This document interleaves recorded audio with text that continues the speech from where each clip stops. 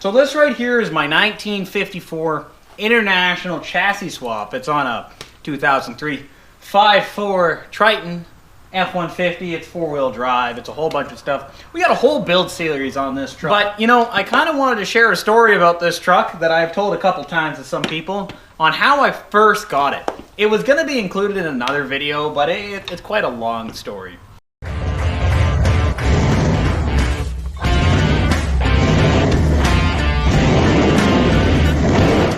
So it all started out for me basically looking for parts for our 1956 Chrysler Town & Country station wagon.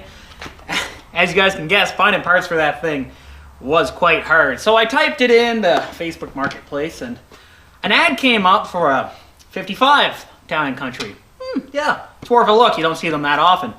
But the pictures were of a 1950-some International pickup. I'll put the pictures that I can find up top.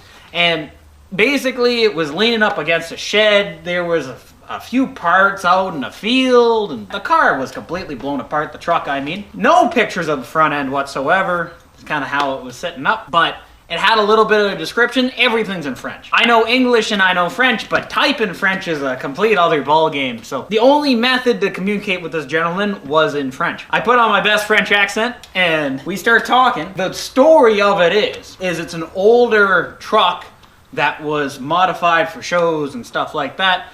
Then it was parted out and he ended up with the body panels, the cab, the box, you know, everything that made it look like a truck. He ended up with no frame, no engine, that kind of stuff. And it was down at his girlfriend's. He lived about 2 hours north of Montreal. His girlfriend's was in Passaibec, Quebec. Passaibec? Give me a second. Passaibec. I'll put up how it's pronounced and stuff like that. And maybe we'll zoom in on Google Images. But that's where it was. It was quite a drive, you know. I hummed and hawed about it. But at the time, I really wanted to get into a chassis swap of some kind. And I needed a truck to do it. I was actually looking for a 1950s Ford on a different search, but for some reason this one came up as a Town & Country, and that was exactly what I was looking for.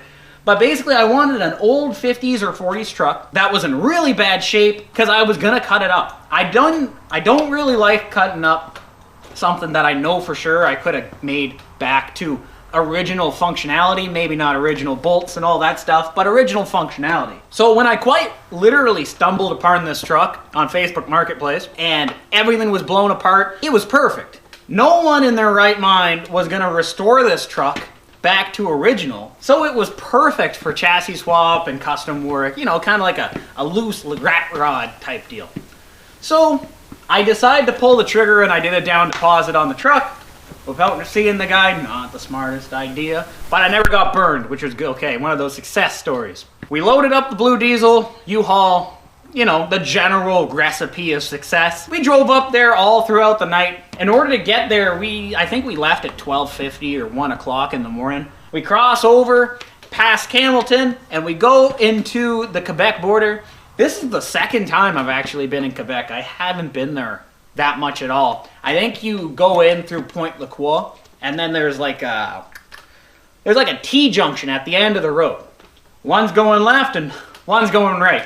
Well, off Google Maps it says it's another 2.5 hours basically to Passaibec or whatever, and that's where we start heading on. So after driving all throughout Quebec, you know, we get to basically the truck in question, and there's snowbanks all over the place. You know, everything's covered in snow. The truck is in 1,000 pieces, basically. Perfect, exactly what we wanted, except some of the stuff's underneath the snow, and we had no real good way to get the cab portion onto the trailer. But we worked out with it. We put the doors, the fenders, and all that stuff in the bed of the blue truck. The front end was actually Bondo fiberglass riveted to the cab at this portion of its life. And this is when I actually saw how bad the front end was. It was bad. All the photos were the cab basically facing up on a garage and the nose is sticking straight into the ground. So you never actually get to see the snoot. Well, I saw the snoot, and it was a really bad Bondo City. We start moving it, and it starts flexing, and it has the structural integrity of banana peel. It's not good. Thankfully, the guy who I bought it from, his son was there and all that stuff, so we managed to muscle it with a big ladder as a pry bar and blocks of wood and all that stuff. We got it on the U-Haul. I pay the guy in full, we shake hands, we part ways. He gives me the registration. All is hunky-dory, all is fine. There's a couple extra papers there, but I figured, you know, they're for Quebec. It's all good. So we head back. This is a Saturday. Take that as a reference. This is a Saturday. It was a long weekend. That Monday comes around. I have all the paperwork. It's all signed. It's all paid. I have a bill of sale. I have another page, but I never even read it yet. I go to the Service New Brunswick because I'm going to go put this 1954 International in my name. Anyway, I get there, and everything's going fine until I gave her the paperwork and she looks up a truck. The truck doesn't exist. It doesn't exist in New Brunswick. She gave me basically a number to call because she had no idea what was going on. She couldn't see it, but I had all the legal documents to this truck. She gives me a number to call up in Fredericton, basically head office. So I go back out to the truck. I'm really frustrated at this point. So I call Fredericton and I explain what's going on. They look it up in their system. Well, come to find out, they see that the truck is actually currently registered in New Brunswick based off the title that I gave them.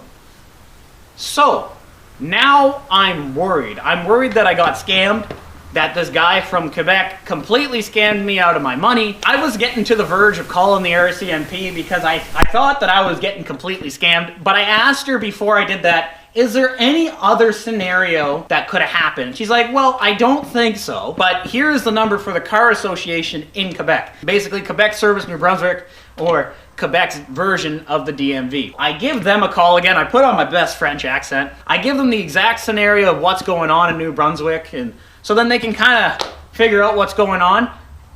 We had a breakthrough. The girl in Quebec ran the registration in Quebec, and she said, don't worry, the New Brunswick system just isn't updated or whatever. So it's basically spitting out what's closest to the VIN because she ran the VIN in Quebec and it does exist, but it's kind of tricky at this point. The VIN is actually the truck, the registration, the 54, is in a thing called archive. Now this is very different from New Brunswick, Nova Scotia, Prince Edward Island. Here we go by the last VIN. Here we go by the last registration is basically your master copy. As long as you have a last registration, you can basically put that vehicle in anyone's name as long as it's signed and you paid for it and stuff like that. In Quebec, if a vehicle is off the road for more than 7 years, this is what she explained, it goes into a system called archive. That basically is a separate system, non-accessible by the main system, but if you're out of province of Quebec, you can't see the archive system. The truck basically no longer exists. So she told me, only way I can take it out of archive is if the original seller that I just bought the truck from goes to the DMV and basically pays for registration in Quebec, gets it out of archive, then the New Brunswick system will be able to see it. I'm like, okay. The only problem is this man that I bought it from, again, lived 2 hours north of Montreal, and he's on a camp job right now. He's on a camp job for another 2-3 months. He's not going to have the internet access or anything like that. I can't even really get a hold of him. So I told her that's not going to work. She said, you're pretty much screwed unless you have a signed page that basically lets you work on his behalf. It's called an affidavit. That was the English translation for the Quebec form. But she said, most likely you don't have that, so you'll be screwed. But if you did, you can actually register it under your name without him being there, as long as that affidavit is signed and it's filled out exactly. Well, I was awful discouraged at this point, and I was gonna say, you know what, we're gonna have to scrap the project or find a different avenue, that kind of stuff. So I go home, but then I start wondering, you know, I did have a page that he gave me that I never even looked at. So I look at it, and I look at the page, the form that she sent me that I had to have filled out. I had the exact same page, except mine was in the French version and she gave me the English version. It was already filled out, signed and everything. So I had the affidavit. I could actually put it in my name. So the very next day, I call back the Quebec DMV and I say, I have the affidavit. Can I go to Service New Brunswick and go put it in my name? She's like, no. The only way, again, stress point, because it's in a system called archive, the only way to take it out is to take it out in Quebec. So what you're telling me is I can't do this in New Brunswick. I have to physically go to Quebec and put it in my name? And she's pretty much, yeah, that's exactly what you gotta do. Okay, so the next day, I take off work and me and my brother drive all the way back to Quebec, just a little bit past the border. Just a little bit past the border where you got to that T-junction in Pointe-le-Croix. Instead of going right, we go left. Well, in New Brunswick, usually the DMVs are in a major city or a small village, you know, but there's a population. There's usually a Tim Hortons or a McDonald's or something like that in these places. Well, we start mapping it out in Google Maps after we turn left, and it's bringing us, I don't know, an hour and 10, hour and 15 minutes down the road heading out towards Montreal way. So we're driving down the road, then we're 20 minutes away, and then we're 10 minutes away, and then we're 7 minutes away, and the scenery is all mountains, fields, stuff like that. No major houses, no influx or population, nothing. We get 2 minutes away and there's still the exact same thing. Farmland, fences, a little river running across the side. There's a big building next to a railroad track that's completely abandoned. The windows are all smashed out of it and everything. Then there's another building and then another building. It's like a 3-building area. It looks all abandoned. We drive by it and Google Maps basically said, oh, you passed your destination. Okay, so we turn around and we go inside this side road. You have the 3 buildings that I was talking about. You have the one beside the train tracks, you have the one right beside us, and then right at the front of us, there's another building, and it says the DMV of Quebec, but it says it in their version basically, but I'm just going to refer to it as the DMV of Quebec. It has the little placard on it, and there's a light on. Okay, all right, sounds good. We go in there, and there's one lady working on this counter. Again, it's kind of the middle of nowhere, and there's only one employee at this entire DMV. She does it all. We tell her, you know, this is the situation that we had, and this is the paperwork that we have, and we just want to take this truck out of archive and be on our way. So she starts going in the computer and everything, and then she looks at us and says, unfortunately, you have to, because of the age, before we can take it out of archive, all your paperwork's fine. That's fine. It's all legal, no problems there. But before we take it out of archive, you need to have the vehicle appraised. Oh yeah? We gotta have it appraised? And she's like, do you have the vehicle with you? I'm like, no. We took it home on a Saturday. We didn't expect there to be such a fiasco. We don't have the vehicle with us. We didn't take it back. And she's like, okay, well, anyway, she finds this form that she fills out, year, make, model, that kind of stuff on the truck, the 1954 International truck, and she gives it to us. And she says, this is the information off the vehicle. You now have to drive 2 kilometers down the road to this mechanic shop so they can do the appraisal. What do you mean? I'm at the DMV. No, this is how it works down here. You got to go down to this mechanic shop and get it appraised. Very different than New Brunswick, Nova Scotia, and Prince Edward Island. But okay, whatever. We're this far. As long as I get my truck at the end of the day, I'm happy. So we go 2 kilometers down the road to this mechanic shop. And again, it's just a small mechanic shop off the side of the road. There's broken down cars all around it, plows, that kind of stuff. It doesn't look official. Anyway, we walk in. We basically tell them we're here for an appraisal. And I showed them the page. They knew exactly what this page was. They fill out this form and basically say, $20? Okay, so I paid them $20 and they give us this form. I get back to the DMV and I give her this page and I'm like, here's the page that you wanted me to get and here's all my other documents again. Let's put this truck in my name, let's get it out of archive. Okay, yep. Went on without a hitch then, which was really nice. So normally the pages are like this big for the active David and all that stuff. All my pages that I have, my bill of sale, all that stuff, even the appraisal form is like a normal loose leaf type size. She basically takes all that, puts it in the computer, and then I get a little Quebec tag. Basically, it's a new Quebec registration, but it's in my name, which is very, very nice. Now I have the truck in my name in Quebec, which is awesome. And then she shreds all my documents, my bill of sale, all that stuff, but it's in my name, so it really doesn't matter. Now that stuff's in the past. So I have that. I pay my taxes. It's like $250 in taxes. It's quite a lot. So she says, I'm good to go. The truck's in your name. All what you have to do now is basically go across the border to Campbellton, go to the DMV in New Brunswick, and transfer the truck into a New Brunswick registration, a New Brunswick title, and then we're fine. All hunky-dory, no problems whatsoever. It's basically like if you moved from Quebec to New Brunswick.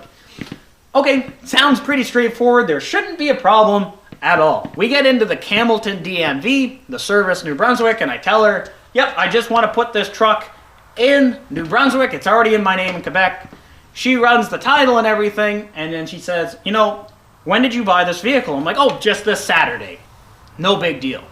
She says, well, you have to have the previous registration form signed by the previous owner for the amount that you paid and all that stuff, so then we know what to charge you to pay taxes. I'm kind of looking at her. I did have that. It's all in my name already. It's in Quebec. I just registered in Quebec. Look at the date on the registration. She's like, oh, no, I know. But we can't do anything without this paperwork. I looked at her and I was like, I had the paperwork literally maybe 2.5 hours, whatever it took us to get back from the DMV in Quebec to the DMV in Campbellton. I had that, but they shredded it. The only documentation I have now is this little registration tag that they gave me in Quebec.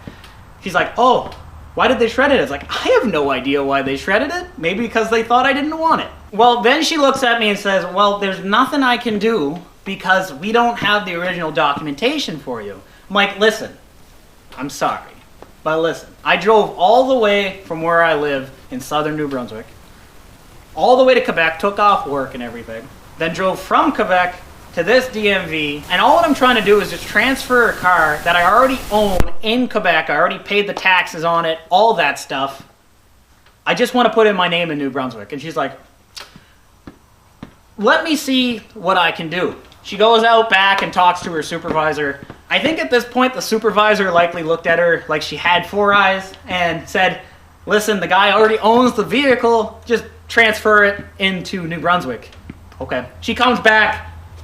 Everything now goes out without a hitch. I just have to pay the GST again, so another $250 in New Brunswick. So we're $500 in GST basically for a bunch of cab components and, you know, fenders and stuff like that, which is awesome. It's almost more than I paid for the vehicle. I was so happy to get out of that DMV with this truck in my name. All the legal parameters completely done. Everything's all hunky-dory. Everything's awesome. I drive back from Campbellton and I vow basically never to buy another Quebec vehicle that's more than 7 years old off the road. But it was such a struggle at the very beginning to get the paperwork all sorted for this truck that I have no idea how people do it when they don't have the registration for these vehicles and they build the entire thing. They'll maybe put $20,000 into a vehicle that isn't theirs and then they'll try to get a VIN for it and stuff like that. I don't know how they do it because it was such a bad time. It was such a struggle just to put this VIN inside my name when I owned the truck. I thought I would share that story with you guys. It was a little bit of a wild ride. There was a little bit of there was a couple heated moments inside that, and you know, I never lost my cool, but my gosh, I was getting frustrated. But it's here now, it's ours now, and there shouldn't be any problems owning this truck ever again. I hope you guys enjoyed this different episode of Hi-Ho Stable Garage. Who knows? Maybe there'll be another couple. I'll see you guys in the next one really, really soon. Hey, see ya.